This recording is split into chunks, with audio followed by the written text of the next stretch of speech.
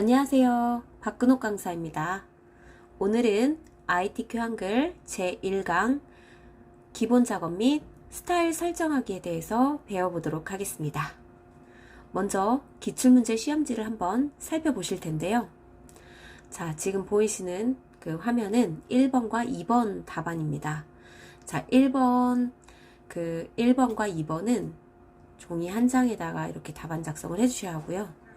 3번, 4번은 두 번째 장에, 그리고 마지막 5번은 세 번째 장에 총 3장의 답안을 제출을 하셔야 합니다.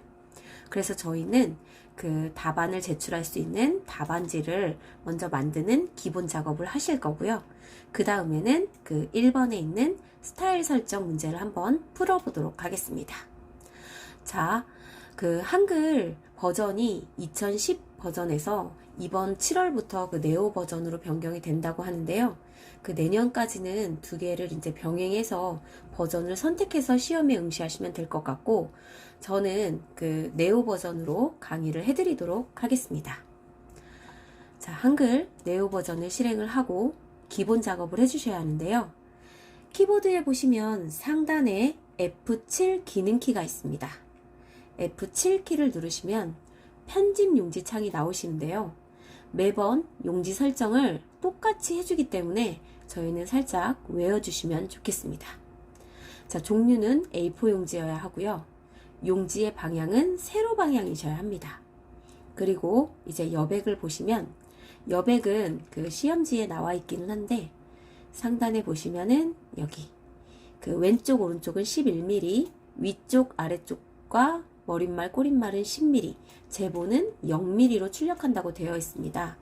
그래서 저희는 매번 이 여백이 여태 시험 보면서 바뀐 적이 없기 때문에 딱 이 여백을 외우고 계시면 기본 작업 하시는데 조금 더 수월하실 거라고 생각을 합니다. 자, A4 용지 세로 방향으로 나와 있는 대로 위쪽은 10, 이때 탭키를 이용하시면 조금 더 빠르게 변경을 하실 수가 있으세요. 탭키를 누르고 10, 탭, 왼쪽은 11mm, 탭, 11mm, 탭, 머릿말 10, 탭, 꼬릿말 10 이렇게 입력을 해주시면 빠르게 여백 설정을 하실 수가 있으십니다. 자, 지금 보이시는 것처럼 용지 종류는 A4, 그리고 방향은 세로, 그리고 여백은 위쪽 머릿말, 꼬릿말, 아래쪽은 매번 10mm로 정해주시면 되고요. 왼쪽, 오른쪽은 11mm로 해주시되 제보는 0이라는 걸 꼭 좀 기억하셨으면 좋겠습니다. 자, 용지 설정이 끝나시면 설정을 눌러주시면 되고요. 저희는 이때 3장의 답안지를 만들어 주셔야 합니다. 자, 1번 문제를 1번 문제와 2번 문제를 첫 장에 풀어주실 거기 때문에 여기에 키보드에서 1점 엔터를 눌러주시고 2점 엔터를 눌러주시면 1번 문제와 2번 문제는 이제 이 첫 장에다 풀겠다 이 말이 되시는 거고요. 저는 이제 두 번째 장에 3번과 4번을 풀기 위해서 답안지를 만들어 주셔야 합니다. 이때 키보드에서 컨트롤 키를 누르신 상태에서 엔터를 눌러주시면 새로운 용지가 나타나실 거고요. 이때 두 번째 장에는 3점 엔터, 4점 엔터, 3번과 4번 문제를 풀어주게 됩니다. 그리고 다시 한번 컨트롤 엔터를 눌러주시면 세 번째 용지가 나타나시는데요. 이때 마지막 5번은 문서 작성 문제이기 때문에 번호를 적어주지 않으십니다. 그래서 저희는 첫 번째 장에는 1번, 2번을 풀기 위해서 만들어주시고 두 번째 장은 3번, 4번을 풀어주시면 되고요. 마지막 그 세 번째 장에는 문서 작성 문제를 풀어주시면서 모든 문제를 할 수 있는 답안지를 만들어주게 되시는 거예요. 자, 이때 총 하단에 보시면 그 색쪽이 만들어져 있으셔야 하고요. 이때 뭐 실수를 해서 컨트롤 엔터를 한 번 더 눌러서 4쪽이 됐다 이러실 때는 내가 지우고 싶은 페이지의 상단에 커서를 두신 상태에서 백스페이스 키를 눌러서 삭제를 해주시면 되겠습니다. 자, 그럼 저희가 이제 5번 문제를 작성하고 나시면 이때 쪽번호를 주게 되어 있거든요. 그러면 5번 문제에만 쪽번호를 줬는데도 불구하고 두 번째 장에도 쪽번호가 나타나고 첫 번째 장에도 쪽번호가 나타나게 되세요. 그래서 저희는 그 첫 번째 장과 두 번째 장에서는 그 쪽번호가 나타나지 않도록 미리 감추기 작업을 해주고 들어가도록 하겠습니다. 자, 커서가 그 첫 페이지에 있는 상태에서 첫 페이지 1점 옆에 뭐 2점 옆에 아무 데나 상관이 없습니다. 첫 페이지에 커서가 있는 상태에서 상단 메뉴 중에 쪽이라는 메뉴에 들어가 주시고 이때 여기에 그 현재 쪽만 감추기라는 메뉴가 있습니다. 현재 쪽만 감추기를 누르셔서 쪽 번호를 체크해 주시고 설정을 누르면 이따 5번 문제에서 쪽 번호를 설정하시더라도 그 이 첫 번째 페이지에는 쪽 번호가 나타나지 않게 되십니다. 자, 두 번째 장도 마찬가지세요. 3번, 4번 문제를 풀 때는 쪽 번호가 필요 없기 때문에 커서를 그 3점 옆이나 4점 옆에 위치해 두시고 쪽 메뉴에서 현재 쪽만 감추기를 클릭해 주시고 쪽 번호를 선택하신 상태에서 설정을 눌러 주시면 그 기본 작업이 완료가 되십니다. 자, 시험 볼 때 가장 많이 하는 실수가 그 답안을 저장을 못하거나 그 전송을 잘 못해서 실수를 많이 하시는데요. 저희는 미리 답안지 작성이 끝나시면 저장을 해두고 매번 한 문제 한 문제 풀 때마다 그 저장을 바로바로 해주시도록 할 거거든요. 그래서 위치 지정을 하고 그 파일명을 지정을 해서 저장을 하고 문제풀이 들어가도록 하겠습니다. 자, 시험지 잠시 살펴보시면 여기에 그 답안지는 수험번호 빼기 성명으로 입력을 하되 내 PC 문서에서 ITQ 폴더에 넣어주라고 나오거든요. 매번 이렇게 나왔던 것 같습니다. 저희는 수험번호가 없기 때문에 저는 이렇게 1, 2, 3, 4, 5, 6, 7, 8 빼기 내 이름으로 저장을 해보도록 하겠습니다. 자, 기본 작업이 끝나시면 그 위치를 지정해서 저장을 한번 해주시고 그 다음부터 한 문제 한 문제 작성하실 때마다 그 저장을 바로바로 해주시면 그 시험 보실 때 그 답안이 그 잘못되거나 답안이 잘못되는 게 아니라 그 시험장 여건상 뭐 PC가 꺼지거나 뭐 이런 일이 발생을 하세요. 근데 그때 저장된 파일이 없으시면 다시 처음부터 추가 시간을 받기는 하지만 처음부터 다시 작성을 하셔야 하거든요. 그래서 저희 저장을 먼저 하고 들어갈 수 있도록 저장해 보도록 하겠습니다.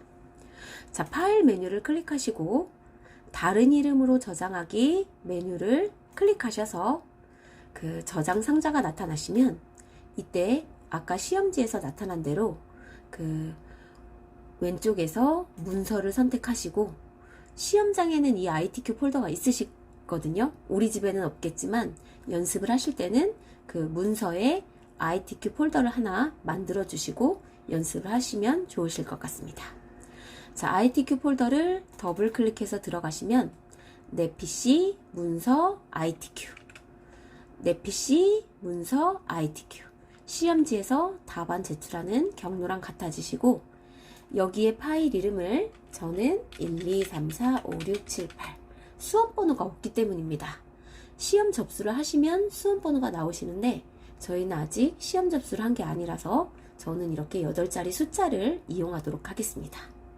자, 빼기를 누르고 성명, 제 이름을 입력한 다음에 그 저장을 눌러주시면 상단에 제목 표시줄에 그 파일명이 나타나시면 제대로 저장이 완료가 되신 거예요. 자, 이렇게 기본 작업이 끝났습니다. 기본 작업을 다 해주셨으면 이제 저희 오늘 목표한 대로 1번 문제를 한번 풀어보도록 하겠습니다.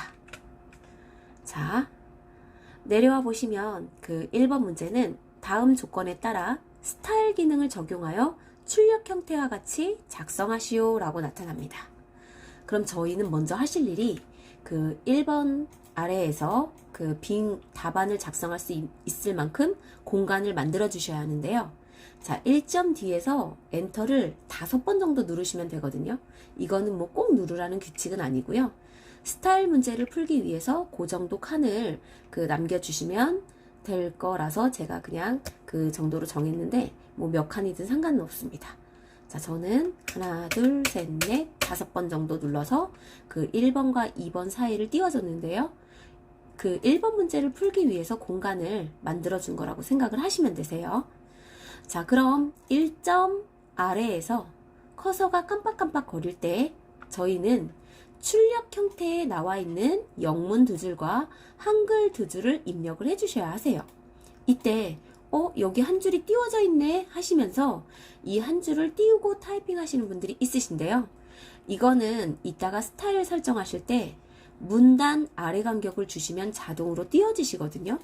그래서 따로 엔터로 줄을 치지 마시고 그냥 쭉 이어서 영문을 여기까지 엔터 치신 다음에 한번 줄 바꾸셔서 쭉 이어서 여기까지 타이핑을 해주시면 되겠습니다. 자, 저는 시간을 단축하기 위해서 이걸 모두 타이핑 해주셔야 하지만 저는 복사를 잠시 하겠습니다. 자, 시험 때는 이 네 줄을 타이핑을 해주셔야 합니다. 자, 저는 이렇게 타이핑을 했습니다. 자, 여기 보시면 네, 여기 띄워진 데는 이렇게 붙여서 이렇게 타이핑을 해주셔야 하세요. 여기도 이렇게 쳐주시면 되시는 거거든요. 근데 여기 지금 기본이 약간 틀어진 것 같아요. 한글은 무조건 기본이 함초롱 밭 한글꼴로 되어 있고요. 그 줄 간격은 160%로 되어 있으실 겁니다. 자, 그럼 저희가 타이핑을 했을 때 이런 모양이 나오실 거예요. 자, 보이시나요? 이렇게 영문 두 줄 쭉 이어서 타이핑 해주시고 줄을 바꿔서 한글 두 줄을 쭉 타이핑을 해주시면 지금 보이시는 모양처럼 이렇게 만들어지실 거거든요. 저처럼. 자, 이렇게. 네, 이렇게 타이핑이 다 됐습니다. 그쵸? 그럼 저희는 이제 그 타이핑을 이렇게 네 줄을 쭉 이어서 해주시고 여기에 스타일 설정을 해주셔야 하는데요. 자, 여기 보시면 스타일을 주실 때 원래는 스타일을 먼저 만들어 놓고 그 스타일을 다 적용을 해주시는 건데 저희는 그 시간 단축을 위해서 내가 작성한 그 문단을 전부 다 블록 지정하고 들어가도록 하겠습니다. 자, 타이핑이 끝나시면 그 블록 지정을 전부 다 하시고 키보드에서 상단의 기능키 F6키를 눌러주시면 되세요.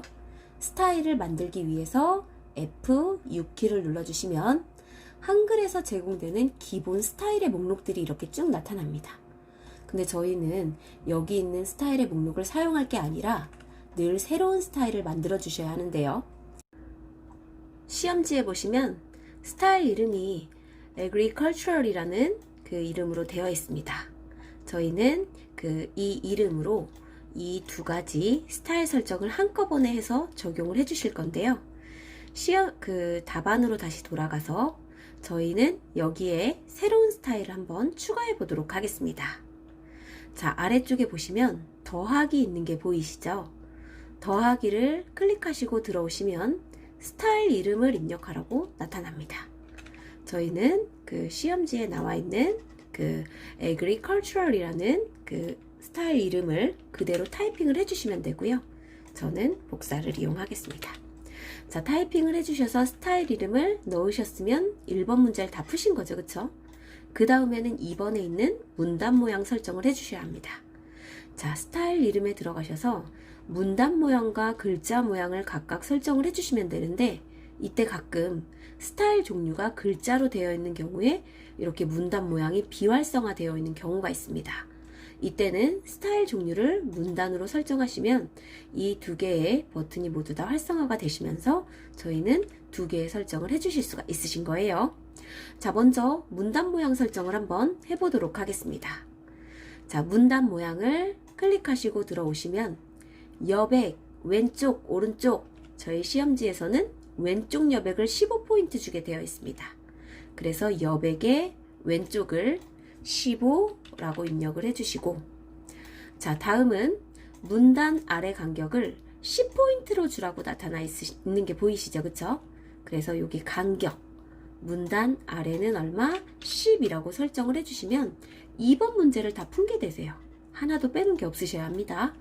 자, 이 상태에서 설정을 눌러주시면 문단 모양 설정이 완료가 되셨고 바로 이어서 글자 모양 설정을 한번 해보도록 하겠습니다. 자, 글자 모양은 한글은 굴림 글꼴로 영문은 도듬 글꼴로 그 외에 공통적으로 10포인트, 크기 10포인트에 장평 97%, 자가는 마이너스 3%로 설정을 하라고 나타납니다. 그래서 저희는 그 대표 언어를 이렇게 공통적인 내용으로 설정을 먼저 하실 거고요. 그 다음엔 각각 한글과 영문의 글꼴 설정을 해보도록 하겠습니다. 자, 글자 모양을 클릭하시고 먼저 언어가 대표로 되어 있는 상태에서 공통사항을 먼저 입력해 주도록 하겠습니다. 크기 10포인트, 장평 97%, 자간 마이너스 3%를 설정해 주셔야 하는데요. 크기 10포인트는 되어 있으시고요. 장평은 97%, 자간은 마이너스 3%로 해주시면 이 공통적인 내용이 그 모두에 적용이 되시는 거거든요. 그럼 이때 그 언어별 글꼴을 바꿔주셔야 하는데요. 자, 이 상태에서 그 대표 옆에 세모 버튼을 클릭하시고 한글로 선택을 해두시는 겁니다.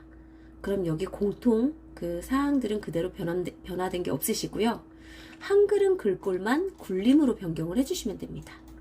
자, 글꼴을 한글은 굴림으로 설정을 해주시면 시험지에서 한글은 굴림으로 나머지 공통사항이 모두 다 설정된 걸 확인할 수 있으시고요. 다음은 영문 글꼴은 도둠으로 변경을 해주셔야 합니다.